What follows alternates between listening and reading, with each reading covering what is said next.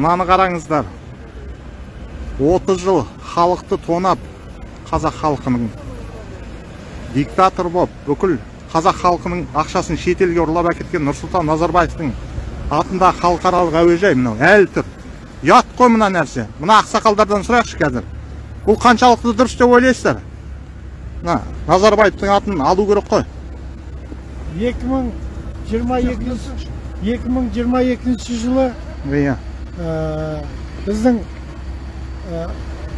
Совет одағының 2 мәрте батыры, Совет одағының батыры 2 мәрте ұшқыш Талғат Бигелдинов жүзге толды. Сол кезде мен осы сұрақты көтеріп, осы Нұрсұлтан Назарбаев атындағы әуежайдың атын сол кісінің атына беру керек деп айттым. Өйткені ол кісі қазақтың батыры, қазақтың ұшқышы, ұлы отан соғысы кезінде 2 мәрте Совет одағының батыры атанған. Ал бүгінгі күні мен тағы да осы мәселені көтеріп жатырмын.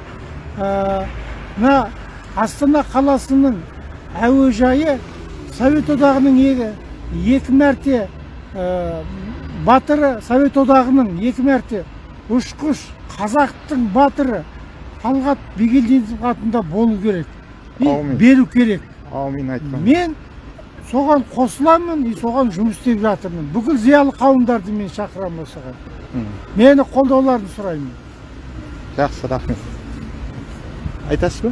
Бұл кісінің айтып жатқан сөзінің бәрі дұрыс. Мен де қосыламын осы үшін айтып жатқаны. Талғат Бигелдинов деген бетке ұстар қазақтың батыры. Ол кісінің атын қойса, ұялмай, бүкіл қазақ ұялмай қарайды, елді түсінеді.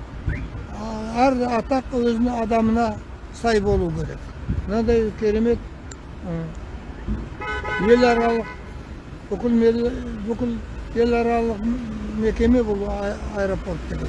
Сондықтан бұл қазақтың мықты адамының атынан аталғаны дұрыс. Талғат Бигелдинов соған тұратын батыр еді. Ол кісіні біз енді өте сыртынан енді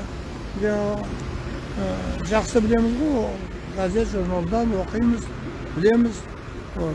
Біз бала кезімізде ол кісіні сыртынан естіп біліп, газет, журналдан оқып, атына қанықпыз. Сондықтан сол кісінің атын қоям деп журналист, қазақтың үлкен азаматы Бәкең айтып жатыр. Мен осы кісінің сөзін қолдаймын. Әуежай ұшқыштың Талғат Бигелдиновтың атында болу керек. Да, дұрыс айтты. Рахмет. Өте жақсы идея. Жақсы, рахмет.